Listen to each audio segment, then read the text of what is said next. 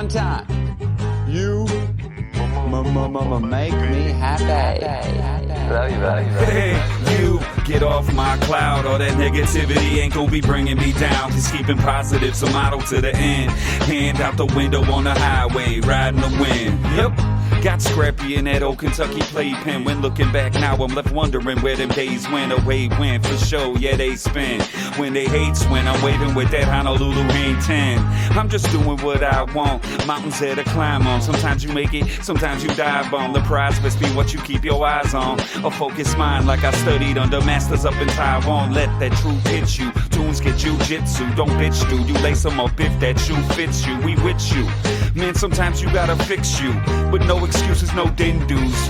Man, just lay back and turn it up. Ray, word 'em up. Working on his farmer's tan underneath the burning sun. We gonna ride this cover wagon till its last wheel. Gotta love it when the music sounds just like the grass feels. Hey, you get off my cloud. All that negativity ain't gonna be bringing me down. Just keeping positive's a motto to the end. Hand out the window on the highway, riding the wind.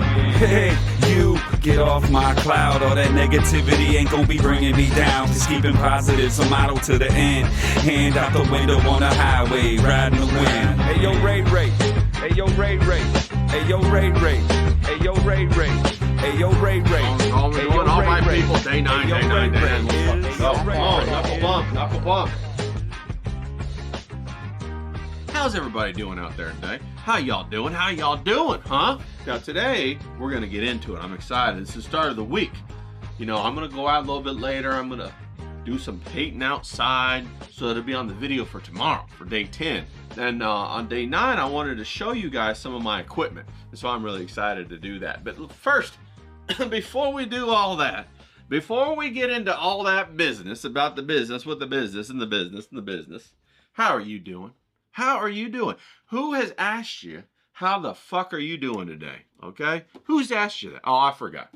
Well, I tell you, I'm going to have to get me one of them swear tip jars, you know, put a little money in the thing every time I drop an F-bomb, you know what I'm saying? It's okay. We're all sailors out here. We're all pirates doing what we do, trying to navigate life, and every once in a while we get our hands on one of them fantastic treasure maps, and we get going, don't we? We get our teeth locked into it, we got our claws locked into it, and we get after it. I tell you, that's the way it is, man. We got to be about our purpose. Each and every single one of us, we got to be about our purpose, okay?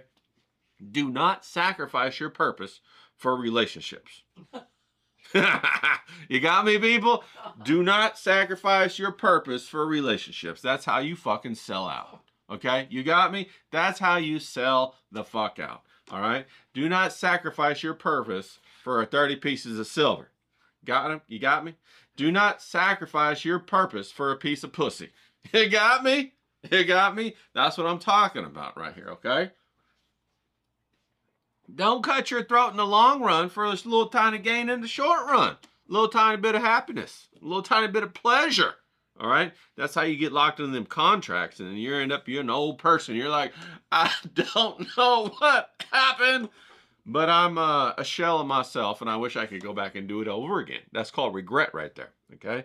So, it's a very complex situation. I was just talking to somebody the other day about all kinds of things. And they were talking to me and they were saying, well, Ray, what about the 48 laws of power? What about being Machiavellian? You know what Machiavellian, right? He's that guy who thought out everything and planned out everything to manipulate everything so that everything came his way and he got it his own good. And he had a plan to make it all happen so that he benefited and he was wealthy and all that kind of stuff. And, you know, that's one of the cluster B personality disorders. Don't know if y'all knew that. All right. Now, there's a couple other ones, right? There's the narcissist and there's the bipolar disorder. There's the psychopath. There's the sociopath. They're all various degrees of saying you ain't got no empathy. Okay. Now, what is the most powerful thing a person can be? Do you know what that is? Do you know what that is? Okay. I'm going to ask you, do you know what is, if you were as a person, what's the most powerful thing you could be? Could you be somebody that tricks people to giving you what you want? Could you be somebody who knows everything and is able to do all the calculations, you know? Or could you be a person that delivers. That's 100% capable of delivering. Think back to high school. Think about the high school archetype, right? You got your different people in high school, don't you? You got your nerds. You got your happy people. You got your stoners out there, you know. And then you got your jocks and your quarterbacks, right? They're at the apex, aren't they? Of the whole thing. These jocks, they run around. Everybody looks up to them, right? Why does everybody look up to them people? It's because they deliver. They deliver pride to the school through football, whatever the fuck that they do, right? They deliver. They look good, they work hard, and they deliver reputation for that school, okay? The most powerful thing you can be, no, not a jock. I'm not talking about that. It doesn't matter what shape you're in, okay? You could be a fat little fella, you could be a tall little fella, you could be a narrow little fella, you could be over here, you know, clipping your fingernails, making all kinds of noise. You could be doing all that kind of stuff. You see what I'm saying? Or you could be somebody who delivers, all right? All you got to do is be able to deliver. In order to do that, all you have to do is be authentic, okay? You be authentic, you create genuine desire, and then you deliver on that genuine desire. There's nothing more powerful than that, people. I'm telling you. Hey, dope fiends to tell you the truth, heroin addicts to tell you the truth, all these people looking around for dopamine. If you can give them genuine dopamine that delivers, that's all that matters. That's the most powerful thing there is in the world. We look at our little tiny phones and there's that dopamine hit that's completely changing entire societies. I'm telling you the truth now. I'm telling you the truth.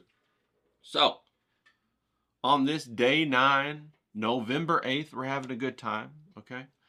How in the hell do you become the most powerful person that you're capable of being? The answer is you become authentic.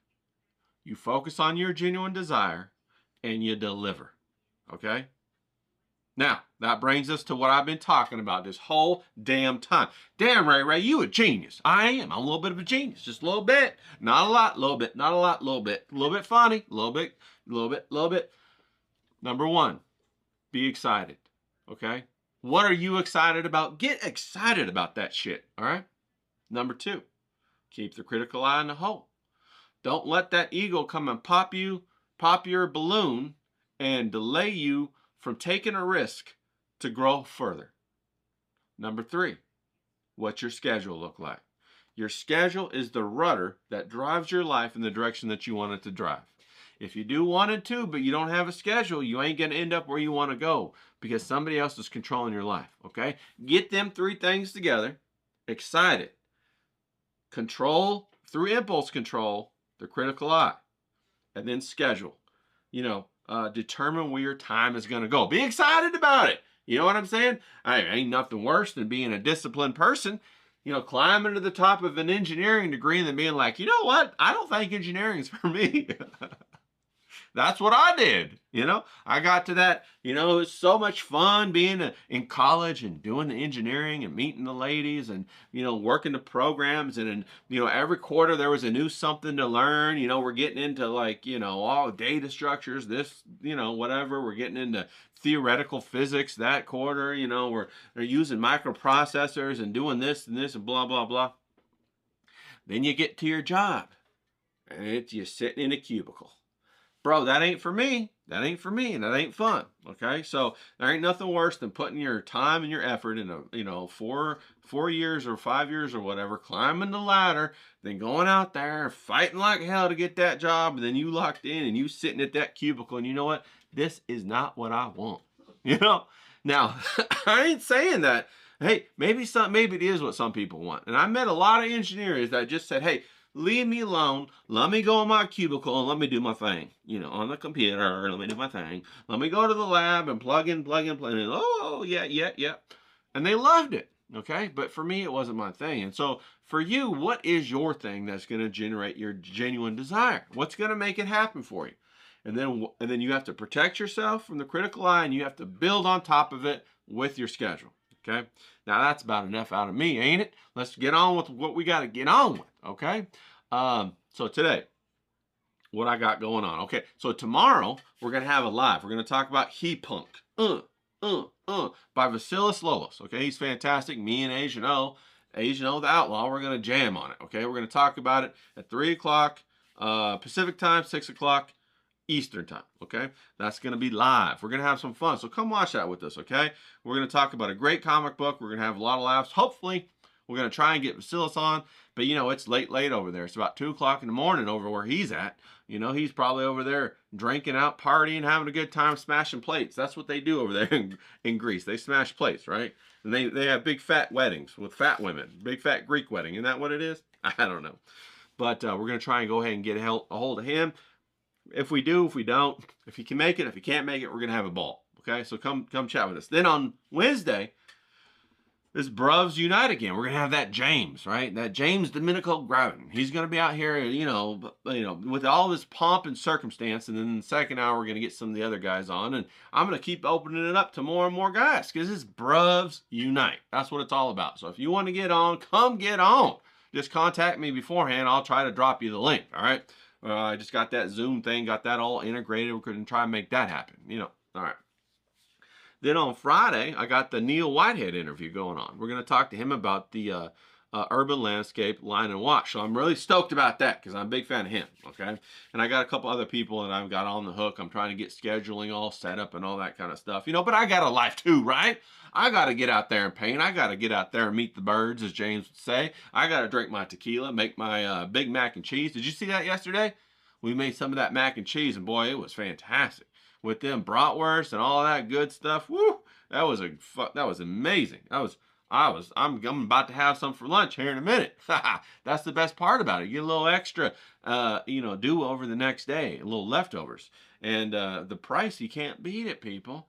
You go out, you know, hell, if you go to Wiener Schnitzel, you're going to be paying $13, $14 for a couple of hot dogs. Ain't that crazy? I mean, that's wild if you ask me. I get me a couple bratwursts from that old Costco, fry them up. Sometimes I smoke them, have a good mac and cheese, and I get the real deal cheese from the cow. You know, I squeeze it straight from the cow. Get her going. And then we make that mac and cheese, and it just puts you in a nice hibernative state. You know, all those starches and carbohydrates hitting your blood make you feel, oh, so good. I love it. So if you didn't see that, go watch it yesterday. Then we had a great live on Saturday where we talked about the two types of people. You know, empathetic people versus people without empathy and how they fuck you over and how you got to learn how to interact with them, right? The Bible don't tell you all that, right? Bible don't tell you how to interact with cluster B personality disorder. All it tells you is turn the other cheek and stay trapped in that spider web so they can keep vampiring off of you, right? Because that's what the fuck the church be doing anyway. They're a big fat vampire. Prove me wrong. I dare you. But that's how I feel about that. It was a great conversation. All right, great conversation. We had the guys in. Even CK jumped on there. Hey, shout out to CK, all right? So we really liked having him on there. We had John on there. We had James on there. And we even had Professor Grass drop by, so that was a lot of fun. We'll try to get Roots Calhoun on next time. You know, we'll get a little jabberoni, a little jawbone action going. We'll get a little talkie. And that'll be a lot of fun. So that's going to be next Saturday, okay, guys? So that'll be a lot of fun. All right. And then we'll see what else happens. I got some other things, some other irons in the fire that I'm working on. Working on a couple of books. We got to get that done. I got a couple commissions that I'm doing. I got all kinds of stuff. I got so much stuff. I got lists on top of lists. But let's get into what we're going to do today, okay? So let me go ahead and, before I do all that, let me show you kind of what I got.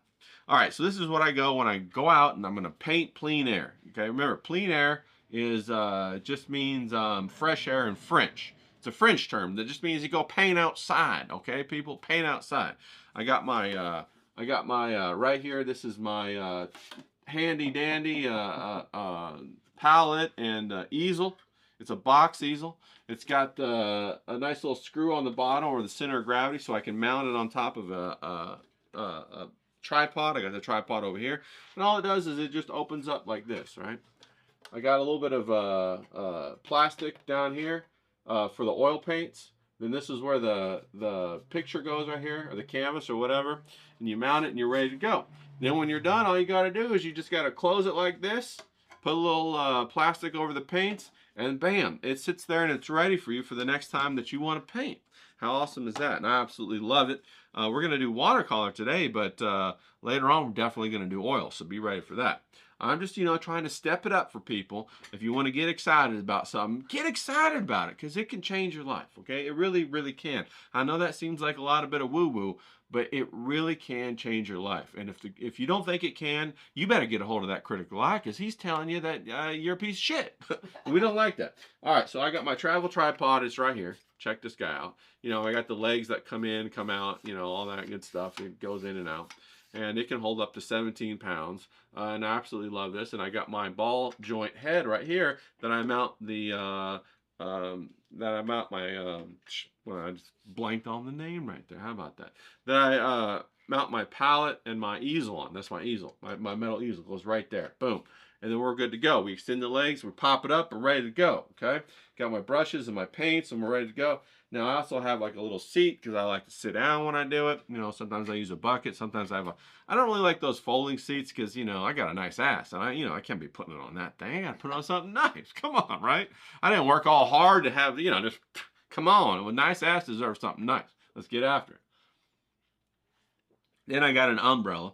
Now I would have been out painting right now, but damn it, today is so damn hot. I got the sun up, it's just scorching. So I'm gonna go out about 4 o'clock or something like that. And we're gonna go out and paint. I got a couple awesome places to paint around here.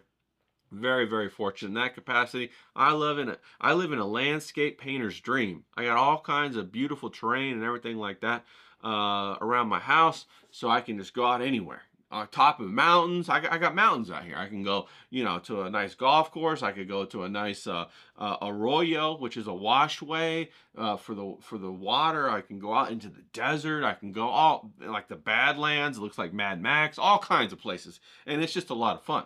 So today I'm just going to use a picture that I took out and about from a while ago, and I'm going to paint that and kind of show you guys how to get ready for it. And then later today, like I said, I'm going to go out and I'm going to do a painting. Now that video I'll probably use for tomorrow so that you can see how it is tomorrow. And you know, this is all coming together. I don't know. Nobody's teaching me how to do this stuff. I'm probably doing it all wrong. You know what I'm saying? But at least I'm out there doing it, right? I mean, I know how to paint, but I don't know how to make these videos or put them together or be energetic or be excited. And am I interesting? Are you guys finding this interesting? Is it a little bit entertaining? I sure hope so. Because if it's not entertaining, then what the hell y'all doing here, right? I don't know. Hope you are. Hope you're entertained, but I just remember watching people like Bob Ross, and I just love those kind of shows, you know. And they would always get me so calm, and I'd be like, yeah, I can do that. I can do that. And that's one of the things that I used to watch back in the day that helped me even think that, oh, I can be a painter. You know, I really fell in love with art through Tom and Jerry, you know, and the opera and the classical music, all through the 60s, the 50s and 60s, Tom and Jerry's and Looney Tunes and all of that. I loved it all, right? Not so much the Disney stuff. I didn't like the Disney stuff. But I love the Looney Tunes especially. Like you got Barber of Seville or Bugs Bunny's in that opera. Oh, that's one of my favorite operas of all time. And there's a number of other operas and symphonies that I have come to adore, and I've purchased the music. I play it all the time because it had its roots in my childhood and that culture. Where is that going on right now? Where is that right now? No, we're piping, you know, bullshit into our kids' minds like this little tiny la da da da da la da da da da la da. You know, this like brainwashing music, okay? But let me get off my high horse. Let's now, if you notice, these are my watercolor blocks right here. Here they are right here. I got a 4x6 fluid watercolor block. Now, I think this was about $6 or $7, something like that. And I got the link down below in the description, and these are really good. I love these things. Cold pressed, 140 pound, 15 sheets a block, and they make it really easy to paint. And so what I do is I take the tape and I mask it out and have a nice little white border because it really helps with the presentation, helps it make it look like, you know, you're a professional, you know, because that's what we want to be. We want to be a professional. Like, what if you're out there painting, you're not even thinking about it, right? And somebody walks up to you and says, hey, buddy, would you put that in my gallery? And you're like, wait, I gotta do it better. I gotta do it better. And he's like, oh, well, okay. And then you get all, you know, burdened with trying to make a better painting. No, bro, make it good now. You know, let it go. If they want to put it in their gallery or whatever, just make it happen. Let it happen. Be content with the fact that it might not be perfect, okay? Don't even worry about it, all right? Now, of course, I'm using my my 3 brushes. I got my small, medium, and large right here. right? Because we like to keep it simple. And I think I got the link for these down below too. I think these were maybe about 30 bucks total. Nothing, no big deal. Nothing crazy, okay? Now I'm trying to get everything situated right here. I got to get my coffee out the way. You know, I got my coffee right here. If I don't get my coffee out of the way, I'm gonna dip those brushes right into my coffee. And I won't know it till I drink it and I almost spit it out because it tastes terrible, all right? I got my water right here. It's just an old Talent Roman raspberry ice cream jar. It has a lid on it. I saved it so that I can put the lid on it if I go out there and I travel with it. I got my toilet paper right here. Do me a favor, put me up in the corner if you would. I got my toilet paper right here, and we're looking all good like that. There I got my toilet paper. You can see it right there. No problem, no problem. And then I got, of course, my trusty palette right here. You know, I got my palette going on. This is probably the most expensive thing in this whole setup is the palette of colors. Okay, Winsor Newton colors is primarily what I use. Okay, now somebody told me once, and they told me correctly, you don't have to buy the most expensive colors, right? But you do have to buy the most expensive pigments. Like, Ray, what the fuck does that mean? I don't know. We all know about the best colors in the world, the Old Holland colors. Have you ever heard of that? The Old Holland. Okay, they're the best paints in the world. All right. Now, they have the best pigment. But you know what? If you're going to buy a white or something like that, something with white in it, don't worry about buying the expensive ones because it's not going to be great. Okay, because white's going to dilute the pigment in the color that you're buying. But if you're going to buy yourself a chromium red or cobalt blue or something like that that has a very, very strong high pigment, buy the best. You'll thank me later because a little bit will go a long way, okay? Now, I got this scene that I took about, and this is out and about, right out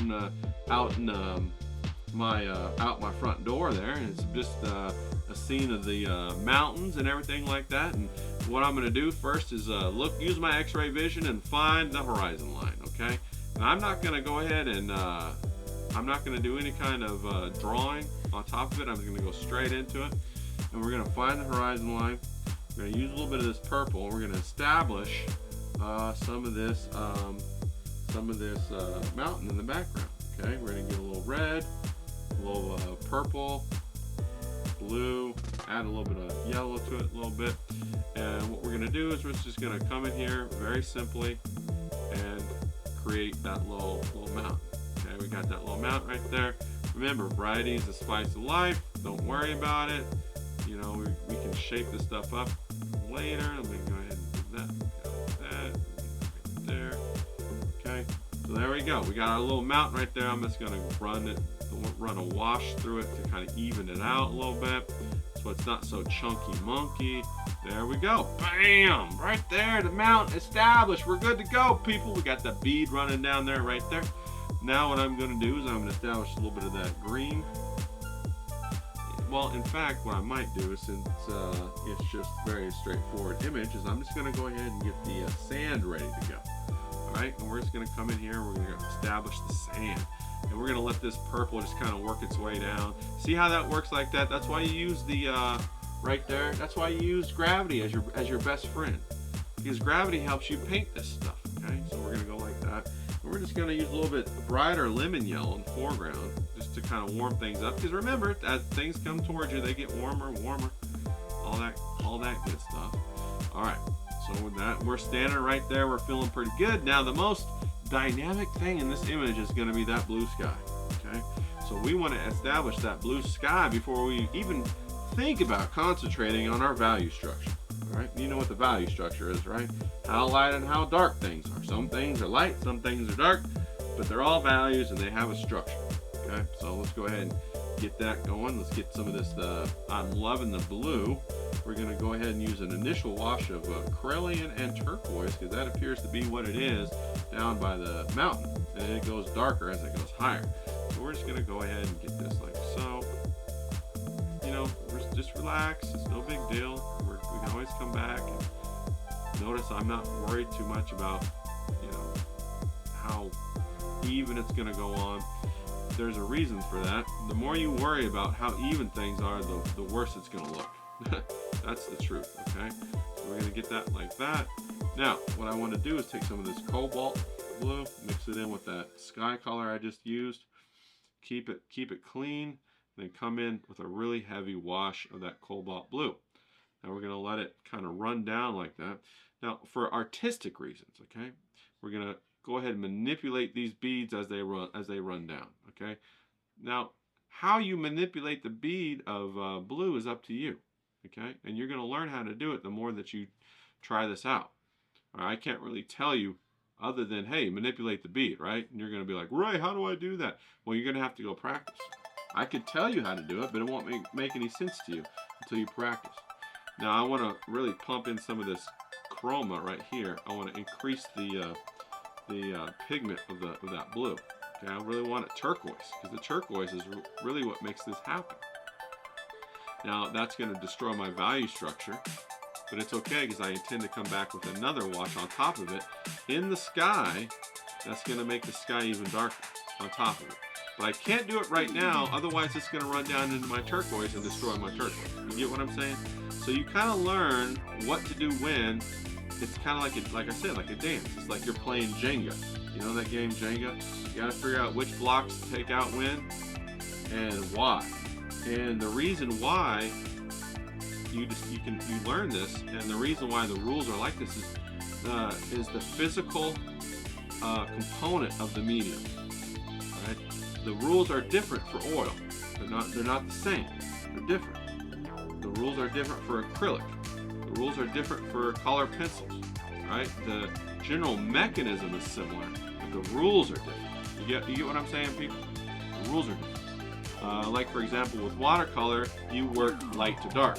Well, with oil painting, you work dark to light. The reason why you work dark to light on oil painting is because the white of oil paint, when you start using lighter, more and more white, it becomes chalky and it dilutes your darks in your pigment concentration, and you can never get back to the purity of it because there's always going to be some white in it. So you save that to the end. Whereas on watercolor, it's the opposite. You do the whites first because you can never go back to the whites, because the white is the color of the paper, right? It's the paper that's left alone. You leave the paper alone, and that's the white. Sure, you can use some gouache white if you want to, but that's not what I'm talking about right here. All right, so now we're going to come in, and it's dried enough. We're going to put in some of this darker value over the top, the blue. Good. And we do want it to blend in, so we're going to take a little bit of water, and just we're going to destroy the edge just a bit. Okay, and let it run down. Let it diffuse out. See how it's diffusing out? Diffusing out real nice. Okay, let me turn that a little bit more. See how it's diffusing out? It's kind of, you're getting that right along these lines, the different characteristics of the watercolor as the water dries and it leaves the pigment where it dries. That's kind of the fingerprint of watercolor, okay? And you like that. Now you might want to keep it up, because you don't want a single line to develop. So you keep manipulating that around so the edge can keep crawling down, and that's okay. And we'll let that dry, okay? That's going to put character in your sky. Next, what we're going to do is we're going to come down and we're going to get some of these bushes in the middle ground going, okay? Now that looks like a little bit of a yellow, but it's a little bit of a blue, green, and a yellow, okay? So it's a little mixture of the three. So what we're going to do is we're going to target the yellow portion first, because that's the, according to watercolor, the rules of watercolor, that's the first one we can put down. We can always go back later and drop a darker green, to cover up the yellow, but we can't cover up a darker green with a lighter yellow. You get what I'm saying, people? You're starting to get these rules of the watercolor. And we got the middle ground right here of the bushes, right? And they're looking all nice and fun and whatever. And then as you come closer, you start to see the chaparral or the bushes, and they're like a warm purple gray, okay? So warm means red in this case. A little bit of gray for a purple means a tad bit of orange, okay? So you see I got that right there. Now I'm about to bring this in right here, okay, like so. And it's okay, I'm going to touch up with these bushes like so, and kind of get them to do their thing, all right? Get get them to do their thing. And they're doing it. They're doing their thing. Now, I'm just trying to get the indication. Remember, we understand what our limitations are. We're simulating practicing outside right now. Like right now, we're outside. Pretend like we're outside. That's what the point of this today is, okay? Pretend like you're outside, all right? And when we're outside, we only have so much time to capture. You know, you're sitting there sweating. You're thinking, lunch is coming up. I can't wait for lunch. You're sitting there thinking, James is going to be yelling at me because I'm taking forever, damn it, to get this done. And you're like, hurry up, gotta hurry up, all right? So you just try to subtly indicate the nuances. You don't try to actually paint a bush. You try to paint the pattern of what that looks like in your eye when you look at it quickly, okay? And that's what we're trying to do right here, okay? You get what I'm saying, people? Also, you're going to come to find that really what's going on as you paint is that the more you abstract and the more you simplify, the better it looks, the more artistic it starts to become. When you try to make something more and more realistic, it loses its appeal. It loses the beauty of what it is, okay? So now I'm looking back at the bushes, and it's time to go in there with the darker green. We're gonna indicate like where this is a turquoise green. And I'm painting at an angle, people. Give me a break here, okay? I'm painting at an angle. All right, so we're gonna indicate some of those shadows, and if it looks like it's a little bit of crescent shape, that's because I'm painting at an angle, trying to get these things in here for y'all, okay? You know what I'm saying? Trying to get them in here, all right? Now I am noticing that it does need to be a darker values on those bushes on the top, because I'm looking at the sky and I'm saying, oh, okay, it needs to be a little bit darker. It's a little bit too washed out. So we're gonna come back in with a little bit of this, add a little bit more turquoise to this yellow, because it's cooler in the background. And we're trying to make that stair step look, okay? The foreground is the first step, the middle ground is the second step, and then the background is the third step. That's what's gonna give us our illusion of depth, okay? Now, as you notice, the widest part so far looks like it could be the mountain. Now, we could leave that mountain washed out like it is, or we could come back in and we could add a couple of really simplified strokes into that mountain. And it looks like it's a little bit of a warm red, a little bit of warm red purple. And we're gonna go up here and let's go ahead and do this. And it's gonna transition down here to a cooler purple, so we'll go ahead and do that. Transition.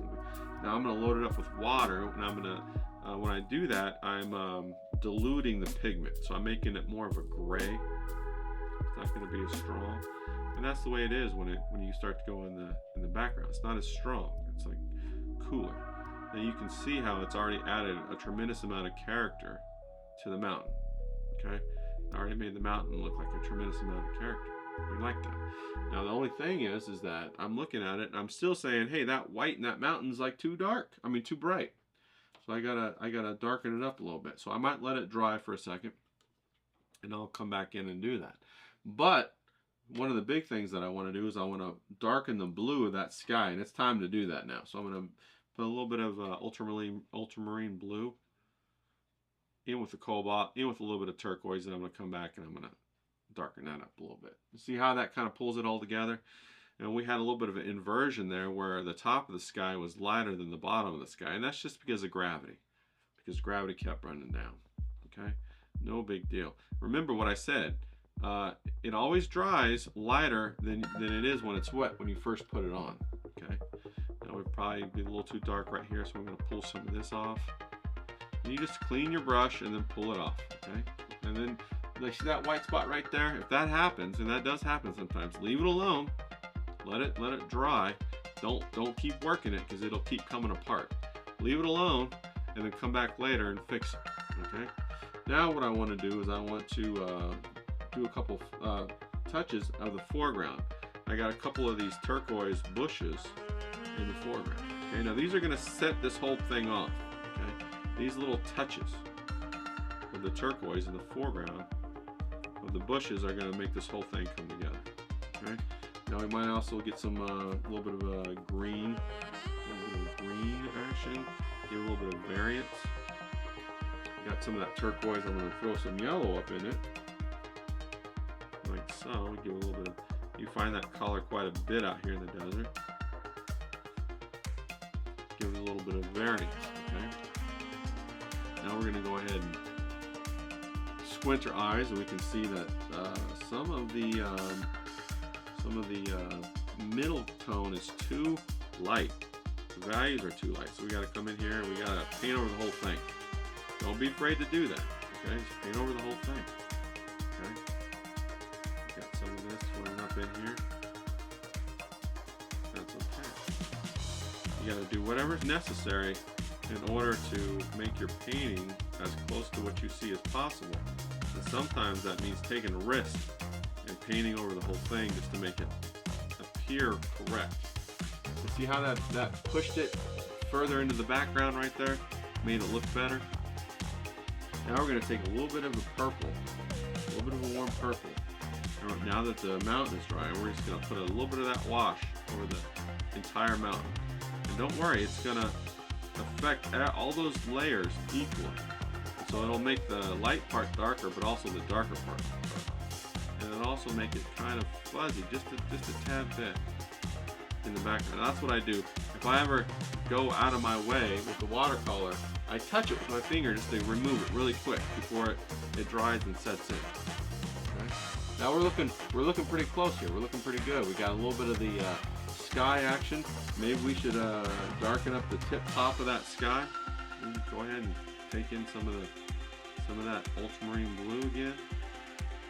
Get rid of some of these little beads of water. And there we go. We got some of the sky in there again. Now, of course, you don't have to have your painting standing up like I do. I have it in the most extreme. Okay, so it's gonna keep running down. If you put it more at a 45-degree angle, it won't run down as much, and it'll be much simpler to control the water. But I'm trying to show you guys how to paint real quick, okay? So we're gonna go ahead and take some darker turquoise. We'll put it as a shadow. Some of these bushes.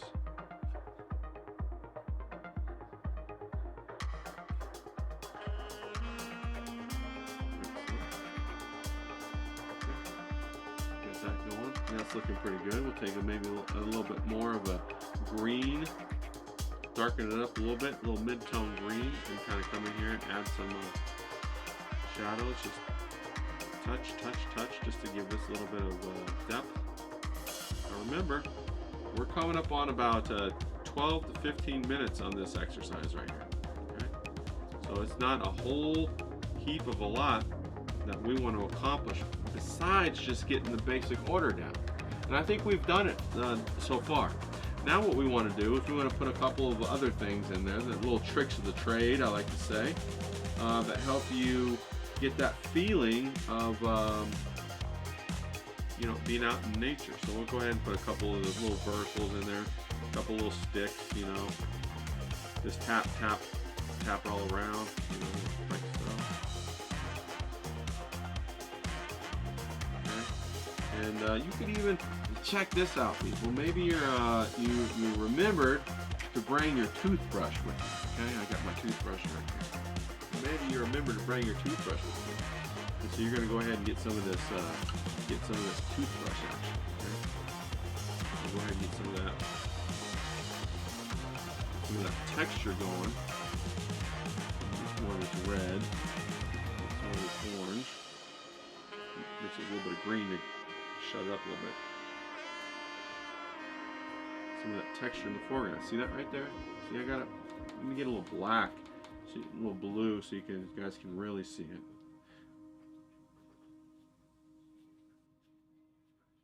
There we go. You see how that does that right there? Now, say for example, you want to remove some of that from your bushes. Grab some of your bush color, some of your turquoise, and just come back in and go over it. Okay? Grab some turquoise if you want. Come back over it. Just touch over it. Just get rid of some of that. Some of those. Okay. And I say we're about done right there. Well, we could probably keep going, but why beat a dead horse when it's already won the race? So what do you think? How do you think that looks right there? Looks exactly like what we got going on outside. Now, some of this is the most fun part, right? So you're sitting there and you're like, oh, I just did myself a banger. Now, I can't tell you how many times I've done a banger that I thought was a banger, and I come downstairs the next day and I go, who replaced my great painting with this piece of shit? Who did that? And I'm like all mad and everything like that. But here's what we got right here, okay? Now, watch what I'm about to do. This is what it's all about right here. I should be doing this on video, putting it up on that TikToker or that Instagrammer or whatever it is with that, but I ain't gonna do that. I'm just gonna take it off right here. It's gonna feel all cathartic to have this all removed, and you're gonna be like, oh, I see why Ray does that now. I see why he says get it ready for the gallery. It's so easy to do, and bam, it's just like that. It's just that easy. See that right there? Let me get a hold of myself, okay? See that right there? That's a nice desert painting right there. Ready to be hung on the wall. And it demands attention. It demands to be purchased. Purchase me, people, purchase me. That's great.